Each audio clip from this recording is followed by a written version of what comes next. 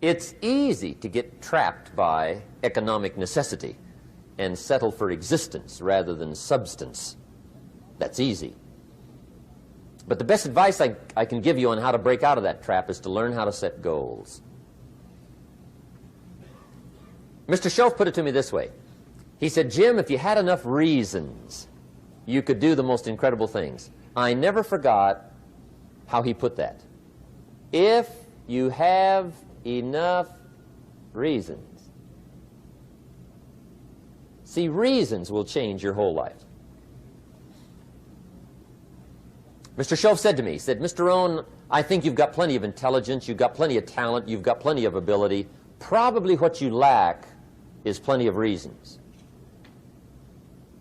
He said, I don't think your current bank balance is a true indication of your level of intelligence. I was happy to hear that. He said, I think you're much smarter than your present bank balance indicates. And that turned out to be true. I was much smarter. But of course my first question was, well then why isn't it bigger? And he said, you don't have enough reasons. You've got enough intelligence, but not enough reasons. So see, reasons can change your life. Here's what else I found out. Reasons come first, answers come second. You don't get the answers to do well till you get the reasons. Life has a mysterious way of hanging on to all the answers and only gives them up to the people that are inspired by reasons. So reasons make the difference in how your life works out. Now, what are some of the reasons for doing well? Let's go through a quick list called Reasons for Doing Well. First is personal reasons. Some people do well for recognition. Some people do well for respect. Some people do well for the way it makes them feel. They love the feeling of being a winner. Those are good reasons. I have some millionaire friends that keep working 10, 12 hours a day, making more millions. And it's not because they need the money. It's because they need the joy and the satisfaction and the pleasure that comes from being a constant winner. And see, it's not just the money anyway. It's the journey, not the money. Once in a while somebody says to me, boy, if I had $1 million, I'd never work another day in my life. That's probably why the good Lord sees to it they don't get their million, right?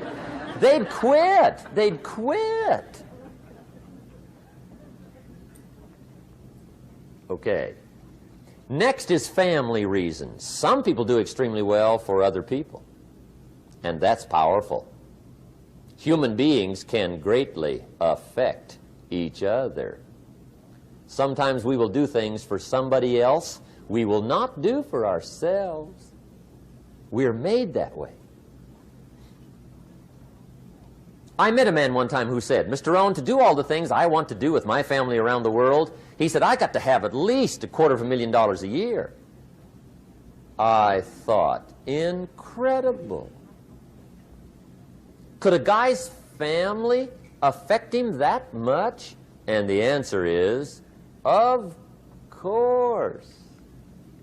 How fortunate are the people that find themselves greatly affected by somebody for personal achievement. And we are affected. The writer of a recent song said, if not for you, the winter would hold no spring, couldn't hear a robin sing. I just wouldn't have a clue if not for you. So we can be affected. That might be one of the most stimulating reasons to do well, finding somebody. When Andrew Carnegie died, the wee little Scotsman that built the big steel industry, when he died, they opened up his desk, and in one of the desk drawers, they found a slip of paper. On that piece of paper, Mr. Carnegie had written his goal for his life, and he wrote it when he was in his 20s. And on that piece of paper, it said, I'm going to spend the first half of my life accumulating money. I'm going to spend the last half of my life giving it all away. What a goal. He got so inspired by that goal that the first half of his life he accumulated $450 million. And the last half of his life he gave it all away. Good question tonight. What's got you turned on? What's got you bombed out of sight to get up early and stay up late and hit it all day? Next question. What's got you turned off? When I found the answers to those two questions, my life exploded into change. I finally found out what had me turned off, and I got that cured. And then I got me a long enough list of reasons to turn me on. And once the lights went on for me, age 25, they've never gone out. I've fallen out of the sky a few times, but I've never lost that drive to make something unique out of my life. See, reasons altered my whole life. Now, there's another list of reasons called nitty-gritty. Hard little reasons. Sometimes those little reasons are the most powerful reasons that can change your life. Sometimes it doesn't take much. I now carry several $100s in my money clip. It's only a few $100s, but it was one of those reasons turned my life around. Just before I met Mr. Shoaff, I heard a knock at the door. I go to the door, and there's a little girl standing there about this tall selling Girl Scout cookies. And she gave me one of the finest sales presentations I've ever heard. Special deal, several flavors, this whole package of stuff, $2. And with a big smile, she very politely asked me to buy. And I wanted to. Big problem. I'm broke. I don't have $2. And to this day, I can remember the pain and the embarrassment.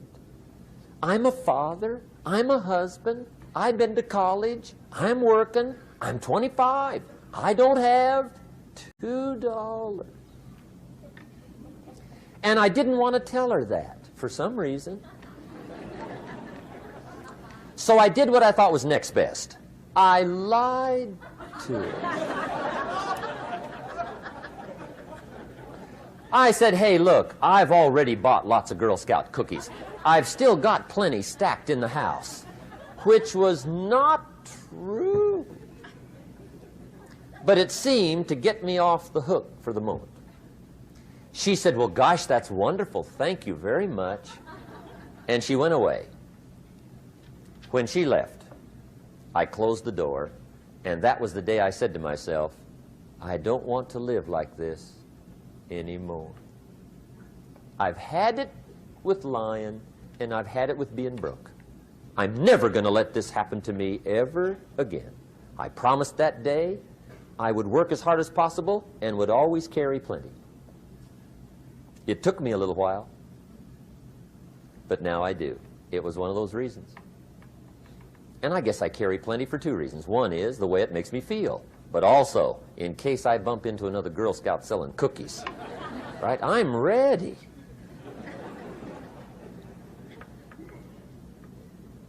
I walked out of the Bank of America one time up in Saratoga, California, where I used to live. Two little girls selling candy right outside the bank. Good place. Some girls' organization they're working for, right?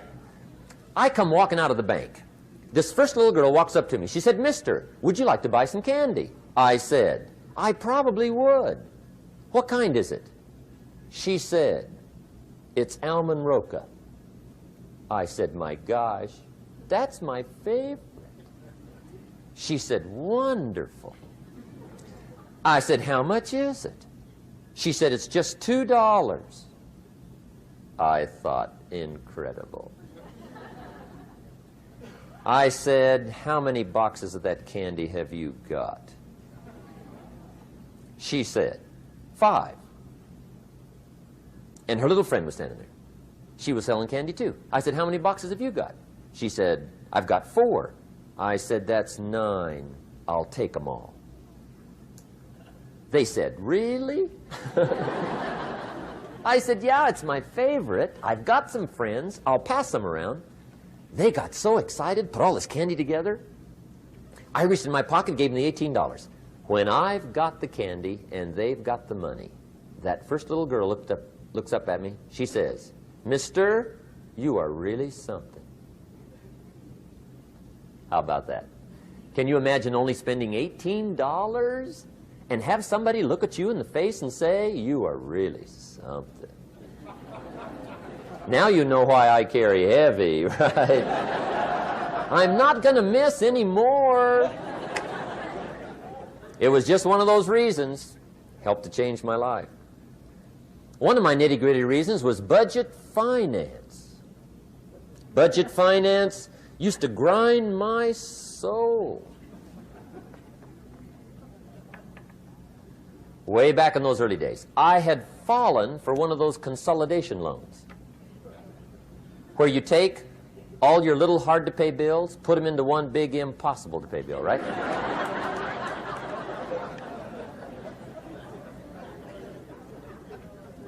I would get 4 or 5 payments behind. This one guy used to call me day and night. I don't think they're allowed to do that anymore. Harassed me. Threatened to run me in front of the judge. Threatened to ruin my credit. Threatened to embarrass my family. One day he said, we're going to come get your car, drag it rear end up down the street in front of your neighbors. The guy even called me a flake. And back in those days, I'm broke, I'm pitiful, there's nothing I can do about it. But I never forgot how the guy treated me. And when I met Mr. Shoaff and I got my life straightened out and the money started to flow, that was one of my first projects, budget finance. I poured it on day and night. I finally put all the money together I owed him, which was considerable. I picked a day for the payoff. And when the payoff day came, I put the money in small bills in a big briefcase. And I walked into the budget finance office on Wilshire Boulevard in Los Angeles. The guy who harassed me so often, his desk was about 3 back. I walked right up to his desk, startled him. He wondered what I was doing there. It was the first time I'd been there since I'd borrowed the money, right? Without saying a word, I opened up this briefcase, dumped this pile of money all over his desk. I said, count it. It's all there. I will never be back. And I turned around and stormed out. Now, that might not be noble, but if you haven't tried it, you've got to one time.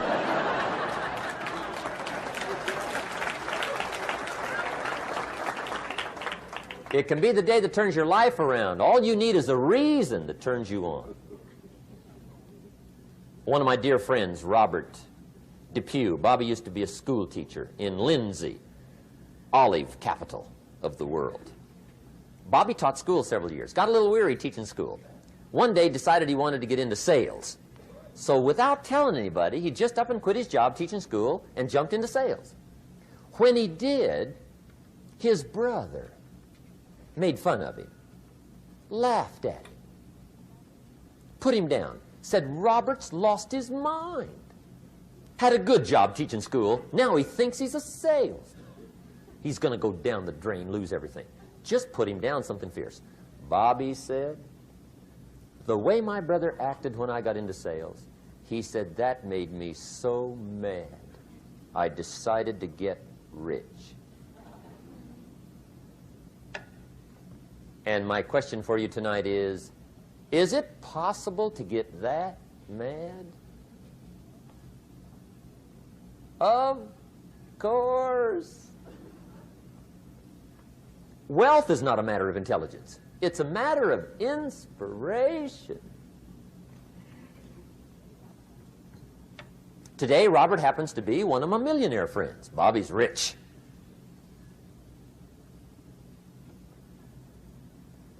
Frank Sinatra said one time, the best revenge is massive success.